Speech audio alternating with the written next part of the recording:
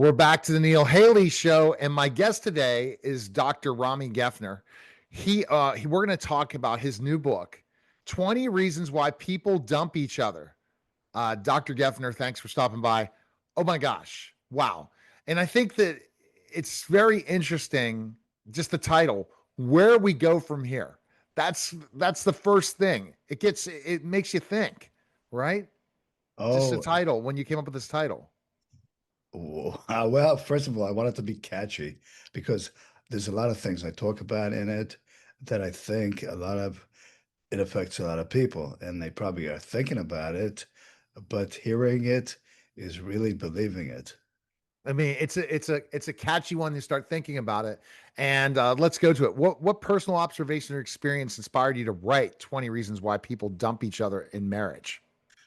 Well, you could walk up to anybody who's married or not married who has a relationship and just ask them, how are things going? And say, oh, great. Have you had an argument with the person you're with lately? Oh, yeah. What was it about? Well, how did you handle it? And they shrug their shoulder. They go like, I don't know, I really don't. So I start saying to them, you know what? I just happen to write books about the skills and tools of engaging in conflict with someone you really care about. And the books do is that they talk to you about the conflict and then try to help you figure that out and actually explain a dialogue. Because a lot of people can't find the words to deal with the conflict. Finding a word is the tough one, and you're always nervous about how it's going to affect somebody. So you're 100% right about that. And I don't know how much I'm going to stick to questions because this is an intriguing topic. And I think it can go so many different routes. But I kind of raise personal experiences as a divorcee myself that you look at specific things and say, why did we break up? What was the reasons we broke up? And there's multiple internal reasons and it grows that when you finally have that breakup most of the time, especially talking a marriage, Yeah, talking or a long-term relationship, yeah. it is leading to that. It's not a this I woke up today and say I don't want to be with that person anymore. That's not how it works, right? No, it does not. It's moments at a time that you lose. Thread by thread, the relationship begins to break up. And the problem is, you know what the major problem? Really, look, I've written like many books on the topic, but the major problem is that we're not sensitized to relationships, No. meaning that we're not aware of like what's happening. And because we're not aware, we don't really know how to deal with it. And yet there are things going through your mind and things going through the other person's mind who you're engaged with. And you know what? They get put under the carpet to be, people think that it's just going to go away by itself. Well, nothing goes away by itself. Nothing. So you got to like really interact in a very gentle manner, in a cautious manner to discuss about it and not to get anybody kind of bent out of shape. And what I try to do is bring that awareness and sensitization to people. As a matter of fact, in most of my books, I urge the reader to take the book with them, whether male, female, and hold it and look at it for 15 minutes a day. Just reading 15 minutes a day causes you to become aware and sensitizes you that every relationship has an issue.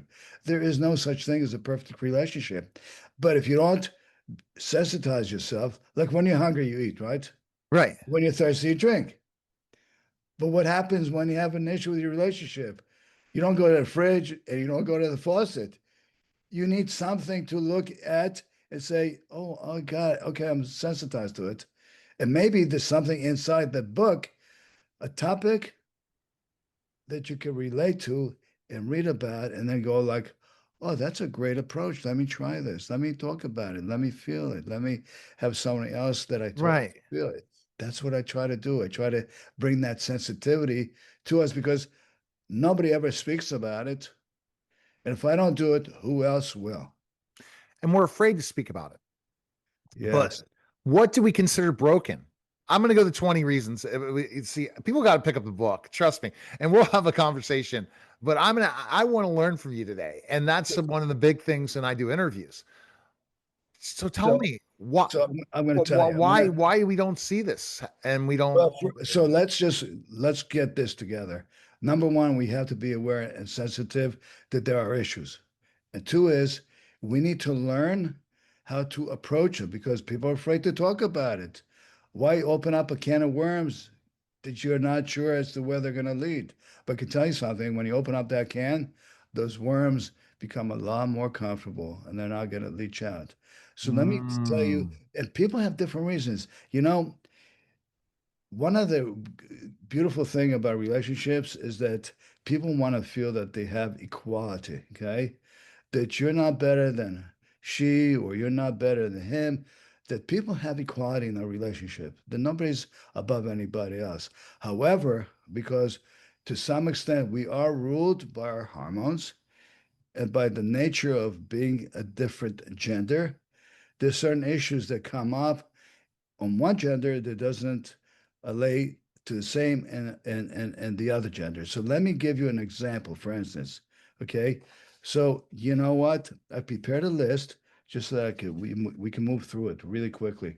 So what do women usually complain about? Okay. They complain about number one, and this is done on surveys. Okay. I didn't make these things up okay. out of the hat. Number one is feeling unseen or unheard. So Yeah. you walk into a room or you walk into say, "Hey, honey, how you doing? How's your day?" Da da da da. Like just let her know that you're there and that you recognize the fact that she's sitting there waiting for you to come in. Number two is that women tend to complain about empathy. Oh yeah, I was talking to Neil, but yeah, he wasn't really paying attention. He really didn't feel what I feel. He didn't say anything to make me feel better. Even if I said, I understand how you feel, honey. Okay. So empathy, it's called empathy, feeling or taking on the world that your partner lives in and just acknowledging and just, hey, I know how you feel. Must be hurtful. Is there anything I could do to help you think this or feel this out?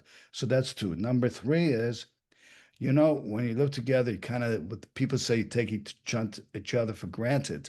But the kind of granted we're talking about is like feeling like a roommate. And I just recently read an article where George Clooney said, I'm beginning to feel like a roommate to a woman I've been married to for the last 10 years. He goes, that's a problem. He said, I know it's a problem in a relationship. So you know what you got to do? You got to break out that monotony, maybe a little more romance, maybe a couple of trips, more dinners, whatever. Okay. So roommate is number three. Number four is communication. Okay. Especially avoiding or minimizing issues because somebody wants to talk about it. But if the other person denies that conversation, you guys are never going to get together and discuss it. And that's the one that gets underneath the rug that slips out now and then and becomes a bigger issue because you haven't dealt with it. Number five is when people feel unequal to each other in the labor of any relationship, what's emotional or physical, and if it's not dealt with, you start feeling a little bit basically pissed off. Okay. Like, what? Mm, Doesn't he see that I'm doing most of it? Doesn't she see that I'm doing most of it? So unequal labor of love, physical thing, whatever, just the fact of someone feeling, hey, he thinks he's better than me. He's not paying attention to the detail that I do. I get like no compliments. This inequality is a big thing, whether it's between lovers or friends in any relationship, right? Agree? yeah, and it's interesting because we sometimes don't know or realize we're doing that. And these are very little things that can start to eat at you in so many ways. I bring up, you talk about the roommates thing. That's where you really, after getting divorced, I look at relationships in a lot of ways that they can break up quickly. Even if I've been with that person for a while, how can I continue to make it a better environment? How can we still have fun in specific aspects? How can we keep that spark alive, even if it's a short period of time, year, 2 years? You really are identifying the problem we've been trained, Dr. Geffner, is that we've been taught that a relationship lasts for a lifetime. And once you get married, you don't really have to grow. Oh, You don't have to improve. You don't have to do things for your lover that you did to get married. And that marriage is a bond, it cannot be broken. So we get lax. We forget about what's important. How can we spice things up? How can we do some really good things for that person? How can we do those little things? How can we be really attentive to their needs? Neil, in about 4 to 6 weeks from now, there's going to be a book that comes out that I wrote called A Thousand Quotes and 50 Topics in Romantic Relationships. And you know what? There's so much in there that talks about the stuff that you just mentioned. For instance, like, society makes it easy to fall in love, but doesn't show us how to attend to that love. This is the stuff you're talking about, you know? Very important stuff. Very, very important stuff. And you know what? The bottom line is it doesn't matter what you do, how much money you have in your pocket, how full your fridge is, or what kind of cover you have for a house. The bottom line, if you don't have a great relationship, none of that stuff counts, okay? Because my mother used to say, you should be healthy and you should be happy. That's the goal in life. Because if you're not healthy and you're not happy, what else matters? What's the purpose of anything in so Yeah. many aspects? And we make that mistake. I think that that's why we're starting to see marriage be less, there's less marriage, Dr. Geffner, because we're trying to say we're together not because of a contract, not because of a bond. We're together because we want to be together. Yes, yes. And that's why we're seeing less and less marriages. I don't know what the percentages are on that fact, but I mean, I think that a lot of people are not looking at younger people. But I guess after you've been divorced, you're not as likely to want to get married, or you see marriage in a totally different avenue in Yeah. your gray years. I don't know. That's considered 60 and older, but I'm 53. But you know what I'm saying? That we see things and we see love differently. We see a lot of things differently. Yes, and we're a lot more cautious because we're afraid. We've been sensitized to things that didn't go right. And my mission is to decrease divorce rates. I'm not doing this for a local situation here. I'm doing this to change the culture in this country so that people understand they need to start sensitizing themselves to relationships. And the only way you could do it is if, okay, you carry something with you that, look, take this for instance. People go to church, they pray together. And you get such a great feeling praying together. Use the same book. It's called the Bible. Doesn't matter if you're denominational, Catholic, Protestant, Jewish, Muslim. You go to one place that everybody reads from the same thing, right? Well, I wrote these books. I'm on my 12th book now, okay? Why? To sensitize people to different situations that they're in. I wrote a book on trust, a book on respect, a book on affection and intimacy, a book on roles and responsibilities, and et cetera, et cetera. My intention is I want the public in this country to start becoming aware. If they're not aware and they don't see a need to read a little bit, even if it's 10 to 15 minutes a day, pick up the book and just look at it. My books usually have dialogues before awareness and after awareness. If that doesn't change America, nothing will. But you have to have the will to create the way. And I'm preaching about the will. Please, please will it because it ain't going to get any better unless you help yourself. Okay. Pick up that book and start reading the dialogues before and after and become sensitized. Yeah. And none of this stuff happens by itself. You have to put a little energy into Right. into this matter. So, Get it? Dr. Geffner, is Yeah. this from through personal experience as well? Why you want to help other couples? Yes. Number one, I've been married a few times. Okay. Number two is I had over 300 employees in my last practice who I got involved with on in every which way, whether it was financial, social, or emotional, So I've seen this. This is not just a personal thing. I don't write about my personal experience. I write about the research that I do, the people that I deal with, the people I meet. Neil, you go out when you leave your studio today, you stop as any stranger or a friend on the street and say, "Hey, buddy, be true with me. How's your relationship going?" And let's say, "Great, great." So you're saying you have a perfect relationship. I say, "Oh no, I didn't say it was perfect, did I?" I said, "No." So just give me a hint. Give me an issue that you dealt with yesterday, and they'll tell you the issue, and then say, "No, what are you gonna do about it?" And they'll go like, Nothing. "Not They really they think sure." they're going to do it versus, Yeah, and I think you see these couples that do fight and they fight healthily. yeah, It works out much better than the ones when they do have a fight. It's a knockout, drag out, ending fight, yes, yes. instead of let's really figure this out. And I think it's up to the man in a lot of ways. And this is my take: is that women are very relationship oriented people. Men aren't. They really Yeah. aren't. So we have Re- to teach, us guys have to teach each other that it's okay to talk about things. It's okay. Okay, because we don't talk, nothing's going to get done. So let's talk. What do even if we need to have group men sessions so we could talk about it, so we feel more comfortable expressing our feelings. Let's just Exactly. do it. Got it? I'm totally into that. So I'm a no limit guy. Why do you think? So one of my clients, Yeah. Dr. Gilda Carl, she's a relationship expert. She wrote a book called "Real Men Don't Go Woke," and she really looks at the men situation that's specifically happening. And she teaches me, all the time. It's about communication. It's about these things, and we got to really put the effort in. And people aren't putting the effort in. And if we look on social media, relationships look like an absolute joke. But men don't know relationships. And I'm sure in your book you address this because men, if they did a few little things right, they'd have a lot better relationship with their wife or significant other. Men don't need a lot to be happy. Right. Let me tell you the five top reasons what makes a man happy, okay? Okay. Okay. Sorry. But why would a man dump a woman? Feeling unappreciated and constantly criticized.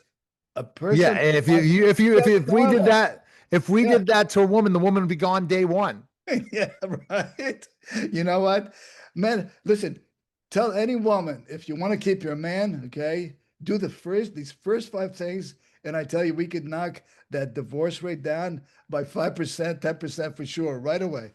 Okay. So number one is like if you tell your man you like really dig what he just did. He just built you a little like outhouse or whatever, a little shack or whatever. You fixed the furniture around the pool. Just tell me how much you appreciate that. Okay. Words, you don't have to spend any money saying, "Hey, honey, that's a great job. Thank you." Yeah. That's one. Two is men, okay, they complain about the lack of physical intimacy and affection.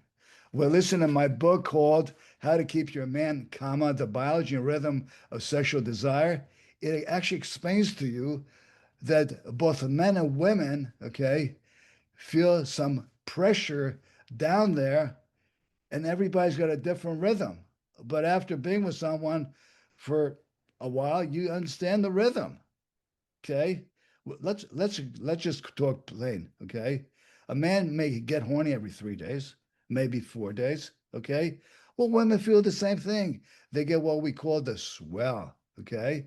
And don't doubt that. Every woman has a different rhythm too. We're controlled by hormones. Okay. So when a man says, okay, I lack physical intimacy and affection, well, affection is more of an emotional expression of what goes between you and her. Okay. That's what the affection, it's an expression of love, expression of emotion. Okay. The intimacy is actually the physical contact, but without the emotional component, there ain't no physical. But that's a number two complaint. Okay. The first one is unappreciated. The second one is the lack of intimacy and affection. The third one is when you feel an emotional distance. You know something's wrong because nobody's talking to each other. Nobody's like Right. rubbing shoulders. Nobody's, like you're not being kind to each other. So that's number three, emotional distance. Yes. Number four is when a man doesn't feel like he's doing enough because he doesn't get the appreciation or the approval or something, and you start saying like, "Why should I do it? Okay, it's never enough for you. Oh, you bought you a nice gift. Oh, but it's not what I wanted. You should have bought something more expensive or something different. Oh, are you telling me it's never enough? Yeah, honey, that's exactly what I'm telling you. Okay, so that's number four. It's not enough. Okay, five is lack of respect or admiration. A man likes to feel like he's alpha. He doesn't have to really act like he's alpha, but he wants to feel like he's alpha. Okay, so you know what? Tell him how beautiful his eyes look, that you're crazy about his bald head, that he's got beautiful eyes. I got laughter out of you. Get it? But listen, seriously, okay? Admire him. Give him just like a woman wants to get some compliments. She dresses up nice for you. If she dresses nice for you and you don't comment on that, oh, honey, you look so beautiful. That just makes the day. Right. Little stuff like that. That's those five. It's crazy. And if two, you get two out of five, right? The guy's still pretty happy already. You Yeah, know, it's yeah, true. Women, there's 1,000, right? yeah. But you know what? Seriously, I personally think that women control the world. Okay, a woman can control anything she wants to because they're not so ruled by their emotion as a man is. Seriously, if you really think about it, you know, we have a little emotional center above our spinal cord. Okay, it's called the limbic system.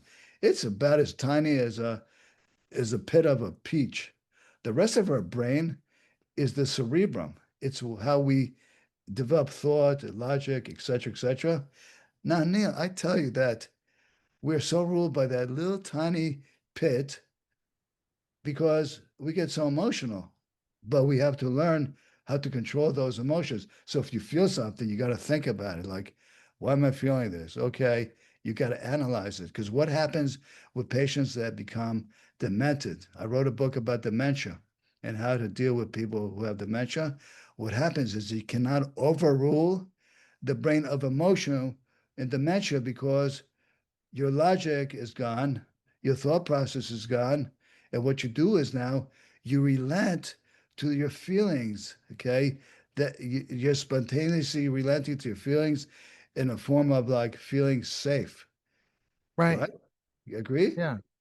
Yeah. So listen, I love You've doing written a lot of books, and I know I didn't cover as much about 20 reasons why people dump each other. Well, you got to pick up all of Dr. Geffner's books, but I think we've already talked about a lot of the reasons people dump each other. A man dumping a woman is those five reasons you mentioned. Okay. And women, if you're not giving them attention, if you're not empathetic towards them, if you're not trying to spice things up, if you're not doing all these specific things, if you're not trying to meet their needs, if you're treating them like you're better than them, that's going to be another reason why it's going to be a dump. Or you're letting yourself go physically, not working out, you're not trying to keep your looks up, you're not trying to constantly be the better self. A lot of those reasons, if none of those things are happening, a lot of dumping's happening. So Neil, one day when you want to become one of my coaches, you just give me a call and we'll get you on because you're very good in memory and tone and empathy.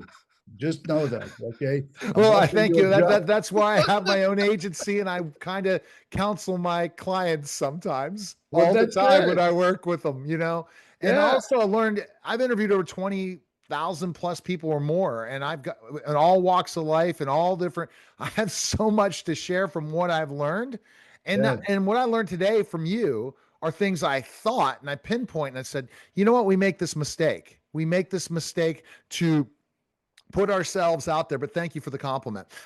They put yourself out there and you think, well, what is it? Me? Is it me? Is it me? Yeah, it probably was you.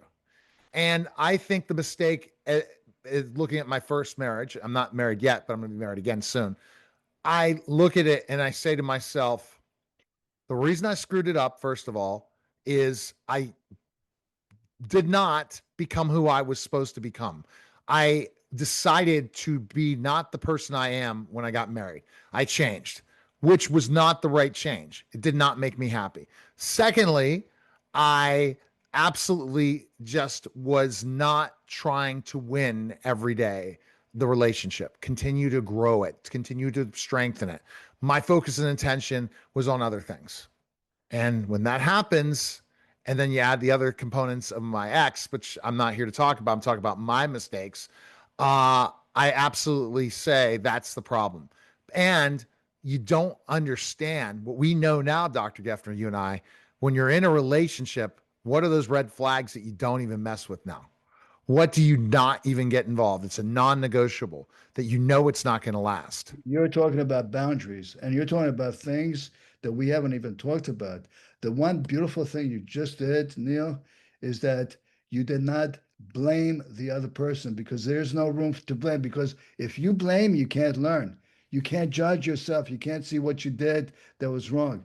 So blame is something I talk about too. It's like when we do a no-no, don't blame other people. Look at yourself and ask yourself and analyze yourself. Am I to blame for it? Because don't Yeah. blame anybody else. And then learn to forgive.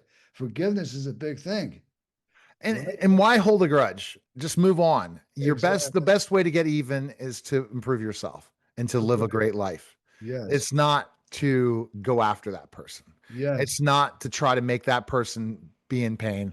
It is to go and move on with your life and do your very best. That's That's the correct. mistake. We want to get even with our exes all the time, even if they're a pain in the ass and they really make your life a living hell. You cannot allow yourself to let that dictate you. A That's lot of why, divorced men do that. They yeah. constantly are talking about the ex and talking about this instead of moving forward and transforming their lives. Yes, that's called negative energy. So, like, let's put that negative energy, let's learn from our mistakes. Let's not blame people. Let's forgive for whatever happened and get better and do better things, right? Well, Dr. Geffner, you're doing such great things. Where is the best place people can pick up 20 reasons why people dump each other and all your other books?